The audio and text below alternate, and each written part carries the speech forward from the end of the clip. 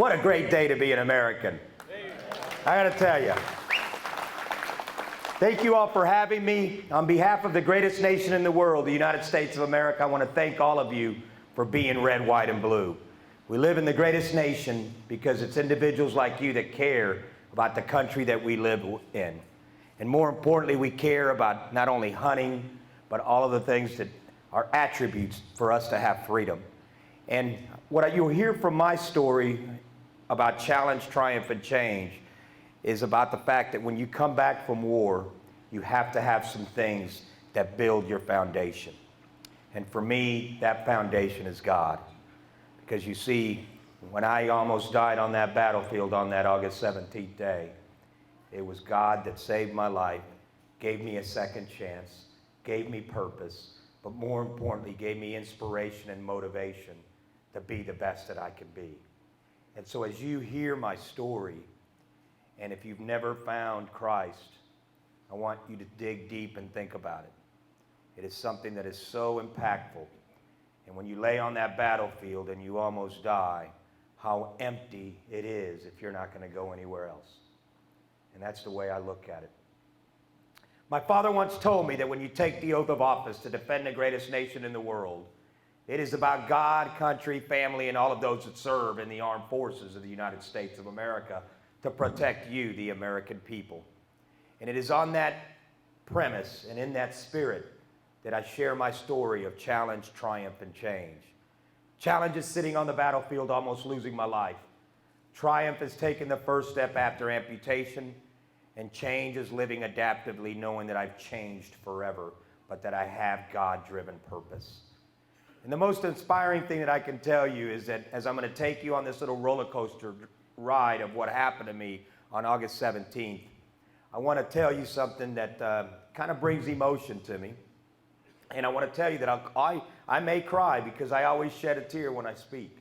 But I shed a tear because not only do I have my love for God, but certainly I have my love for family.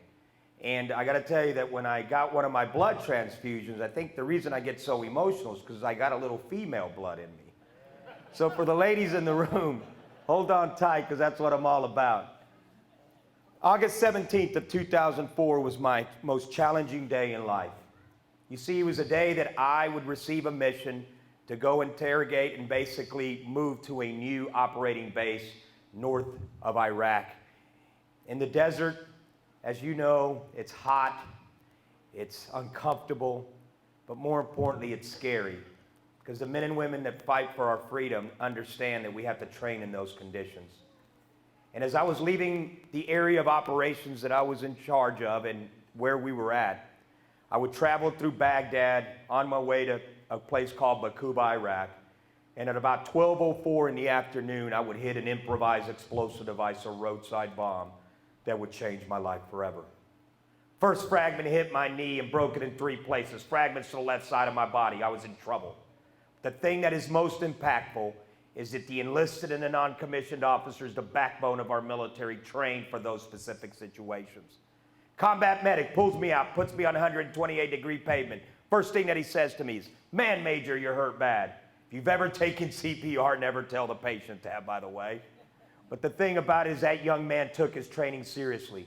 He would pull me out, and as he looked at my knee, which had been broken in 3 places, fragments to the left side of my body, I was losing a lot of blood, and I was in trouble.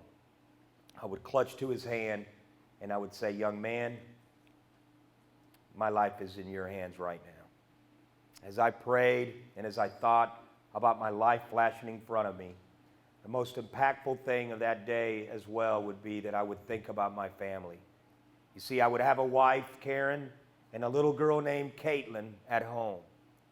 And the most stressful thing at that moment to me was the fact that if I die in Iraq in this ugly place that looks like hell to me, that all I would want is the American people to take care of my wife and my little girl.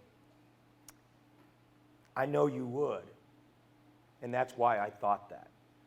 Because in this nation, what we've learned is that we can't make the same mistakes that we made on our Vietnam veterans, on our new veterans coming back. And leaving not only our veterans behind, but our families behind is not the answer of who we are as Americans. And it was in that time where my life would flash in front of me. And I got to tell you, I want to give you a little bit of a testimony of what happens. I'm in a dark tube, and lights are going, flashing left and right. I see this light at the end of this tunnel. I know I'm in trouble. First question that I'm asked, did I do everything I was supposed to during my life on this earth? And then the second question that was asked in that same moment was, do I believe in God, Jesus Christ? And have I done everything in my power to love him back? You never want to not answer that question. And for me, as I was thinking it through, what automatically should have happened is that I have automatically should have thought I did everything I was supposed to go there. But you know what? That's not what that answer was. So I'm honored to have had that second chance, because you don't want to ever press the elevator button and go down. You want that elevator button to go up. And that's the way I looked at it at that particular time. I would flatline, I would be put on a helicopter, and I would head to Baghdad. I'd land in Baghdad, I'd be in Baghdad for 3 days, 17 hours in surgery, blood transfusions, and I woke up 3 days later to be awarded the Purple Heart by General Petraeus. I wear it proudly, not because he presented it to me. I wear it proudly because, as I told some of our folks here this evening, it's part of who we are as our founding fathers and the creation of the greatest nation in the world. That's why I wear it.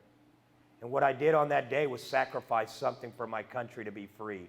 No politics, no nothing. Bottom line, I was doing my job to protect the American people in any way that I could. And for me, I would go from Baghdad to Germany, Walter Reed, Brooke Army Medical Center. I would spend 45 days in ICU. I had E. coli, Enterobacter, 2 staph infections, and a chemical agent that basically had begun to fester in my leg. Went from 195 to 118 pounds. And it was at that time where the Vietnam Veterans of America and World War II and Korean vets, Desert Storm vets would come in my room, would provide support, my nurses, everyone, but more importantly, my chaplain. Because it was in those moments that I was facing death for the second time in my life. My left leg would be amputated on October 1st. I would cry for 2 or 3 days, but I knew that my life was taking on a different meaning. You see, mothers are very special. And it was my mom who would come in my room and tell me something that would change me forever. She would tell me, you could sit in that bed and grieve, or you can do what I know you're going to do, and that is get up and succeed. And from that point forward, I would learn how to walk in a prosthetic in about 17 days. I would learn how to water ski. I would learn how to snow ski. I would learn how to do all of these things adaptively, knowing that every step that I take, God is with me, and that's who I serve each and every day. But in our lives, one thing was missing for me during that time, and that was, what do I do from this day forward in making a difference and doing God's work? And one thing that led me to it was the fact that I wanted to do something for veterans. You see, I had looked at that young medic's eyes, and I said, if you save my life, I'm going to come back and be so purposeful. And in doing that, I had a calling to take care of the men and women in uniform, just as I told that young man I felt I needed to do. I would learn about a gentleman by the name of Major Dan Rooney, and we would get together. And as a co-founder, as he calls me, of the Folds of Honor Foundation, we would create a foundation that provides the spouses and children of the fallen and wounded educational scholarships. To date, we are on pace to provide over 9,000 scholarships and raise over $40 million in 8 short years. Thank you. And with the help of my friends all over this nation, Bushnell, and so many others in the hunting industry, they are giving back to those that defend their freedom to be able to cherish the sport that they love.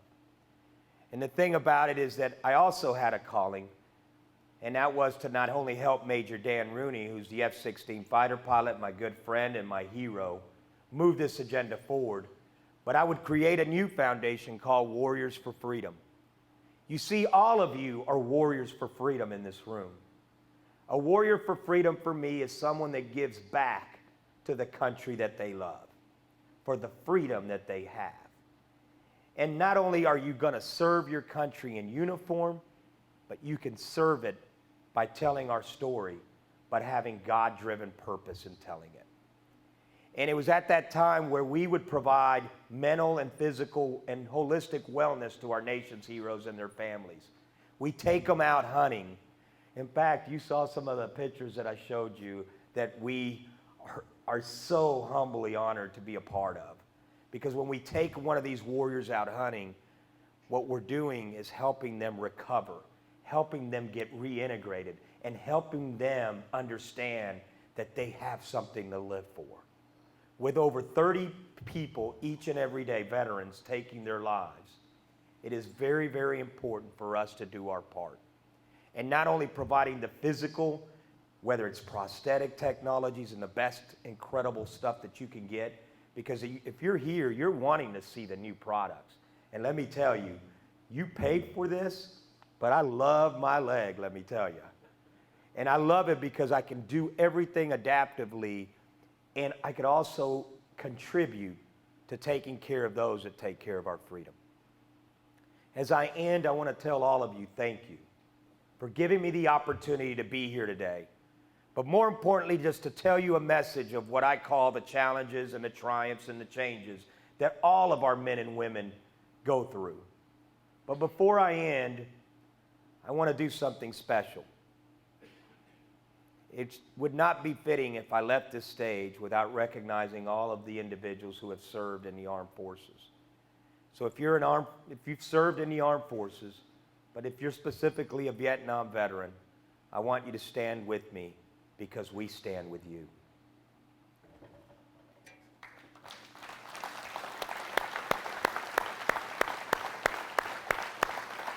Thank you for your service.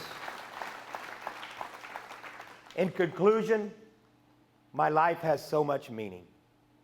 As I started to tell you from when I began speaking, my life is about God, country, family, and you, the American people.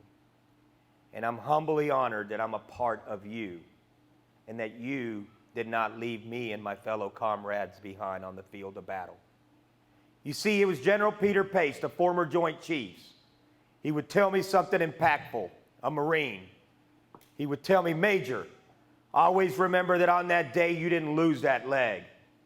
What you did on that day is you sacrificed your leg for our country to be free, for every American to be free. Will you continue to sacrifice your time, your energy, and your resources to the sport that you love? But more importantly, to the God that watches over us every day. I ask you, and I'm humbly honored to ask you, to take that to heart.